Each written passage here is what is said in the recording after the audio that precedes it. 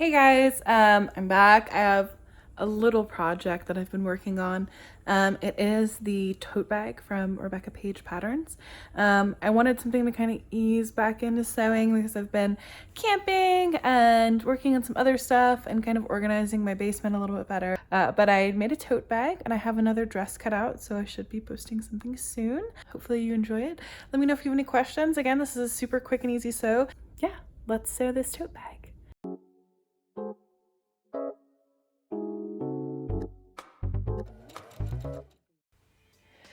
All right, guys, let's start with just cutting this out. It's all squares, so it's pretty easy. You're gonna see in a minute for the bigger squares and the strips, instead of cutting, I'm just gonna rip, because if you rip a woven fabric, it will end up on grain anyways, so there's no point in me cutting it to just cut squares of the same size. So I'm cutting out my strap fabric, and this is also the fabric that I'm going to use for my lining. You may remember this fabric from when I made my first quilt, and this is just leftover fabric, and I'm trying to make sure that I use all the scraps, and I'm an economical sewer and I am not wasteful. So the scraps from this project will go right back into the quilting bin. And you see I'm just kind of ripping stuff. Now this fabric, if you remember from my KonMariing my entire fabric stash, I said that if I didn't make something with it in a month, I needed to get rid of it. So instead of getting rid of it, I am going to make something with it. Now this first piece I cut was supposed to be the front, but I am a dingus and I didn't check, and the pattern was a little wonky. The guides were a little off to the side. So instead of using that for the front, I'm using it for the back, and I double checked to make sure that the front piece looks nice. No one's ever really going to look at the back of this, and you live, you learn. Didn't have enough fabric to recut it, so it's okay.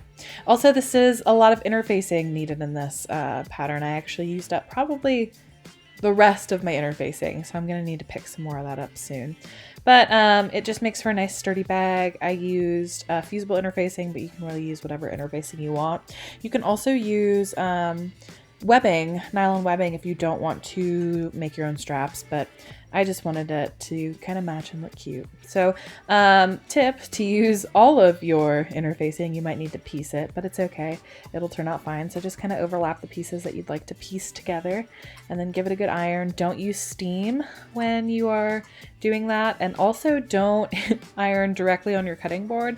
Like me, I'm a dingus and I decided that I was going to be lazy and not get out on my ironing board, but I made it wavy. It settled down a bit after it cooled down, but I didn't want to ruin it.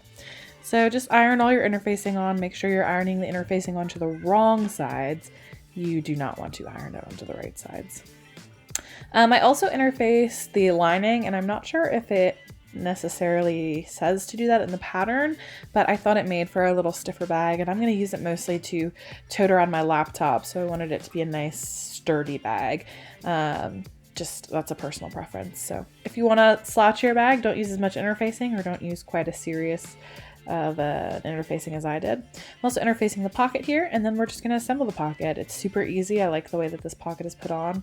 Put everything right sides together, and you're just going to stitch the top and the bottom. So when you flip it inside out, you won't see any of the stitching. You'll just have a clean seam. Trim it because stuff can get really bulky with interfacing. I also need to clean my iron, and you guys are getting a peep on that. But just, iron it down, and then you're going to top stitch the top of the pocket. Doesn't matter which side that is really, because it's a rectangle. So top stitch, and then you're going to place it according to the markings on your pattern. I just kind of poke a hole in the pattern and mark it with a water-soluble pen. And then you're just going to stitch down the sides in the seam allowance, because you're going to cover it with the strap later, so there's no reason to finish it nicer than that. Just make sure you're stitching really close to the edge. And the bottom, just make sure you're stitching nicely, because you will be able to see that. And then we're going to create our strap. So if you're not using the nylon webbing, you're just going to take your strap piece, turn it right sides together, zip it through that machine, stitch it on the long side, and then we're going to use a tube turner to turn it right sides out. It went really, really well with my tube turner on the first time, and you can see my new puppy there. If you guys want to know more about my new puppy, just let me know. I'd be happy to post more. But the second strap took forever, and it took me 100 years, so it wasn't on camera because I'm just going to show you stuff. The good stuff, the stuff where I don't mess up for a half hour. And then you're going to iron it. And then you're also going to place and pin this on the bag according to the pattern markings, and just so it covers like your stitching that you had, and so you don't have to worry about finishing it because it's all enclosed and nice. You're also going to stop stitching about 2 inches from the top. And there it is, all stitched up. Didn't record it because you guys know what stitching things on looks like. I will say that if you stitch with your needle down, it's easier to lift your presser foot and pivot. You're also going to want to match up your front and back pattern piece after you put the straps on both sides, and make sure the straps kind of line up nice and well. And you're going to stitch the sides. And I didn't put this on camera because I was kind of looking at the instructions for the bottom and I forgot to record it. But you're also going to stitch the bottom. After you stitch the bottom, you're going to pinch the corners, kind of like that right there. Sorry, it's a little shaky. And you're going to stitch so that it's like a mitered corner. And when I put the bag right sides out, you'll see. You're going to want to trim the seams for this because my machine freaked out before I trimmed the seams. It was just like, I cannot sew through this. It did a safety stop. So just go slow, take your time, and you can kind of see what it looks like there. So the shell of the bag is pretty much together at this point. How quick was that? It's awesome. So easy. And I think I like my little pattern combo. Now you're going to do the same thing with the lining. Stitch it all together, but you're going to leave a hole in the bottom of the lining so that you're able to turn the bag right sides out. So you can see here, I would say that's probably as small as you want to go, but you can go a little bit bigger. You know, it's just personal preference. And you're going to miter those corners again so that it matches the bag.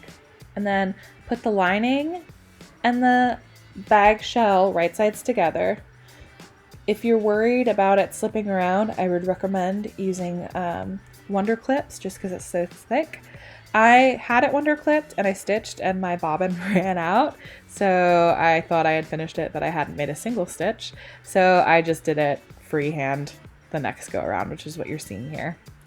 Then you're going to want to take it and pull everything through that little hole that you left in the bottom of the lining, and it can be a little finicky, especially if your fabrics are a little heavier like mine were. And you know, you're just going to want to stitch it up. You can stitch with your hand, stitch in the ditch, but it's just a tote bag. I just machine stitched it. Nobody's going to look that closely at it. And if they do, you know what? They deserve to find my shoddy work. Go ahead, flip it in together, give it a real good pressing, and you're done. How easy is that? How fun is that? I have been using it all week. I love it a lot. I think that if it's definitely something you want to attempt as your first project, totally doable. It doesn't take a lot of fabric, ends up pretty beautiful, pretty practical, and a good scrap buster. Definitely something that you could handle. Let me know if you have any questions about this, but I just really enjoyed making it, and I'm glad to be back on the sewing bandwagon.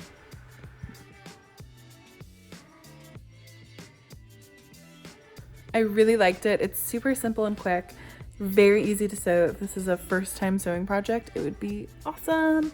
But yeah, let me know what you thought. Like, comment, subscribe, let me know what you guys think, and I'm so happy to be back sewing. All right, until next time, keep on stitching.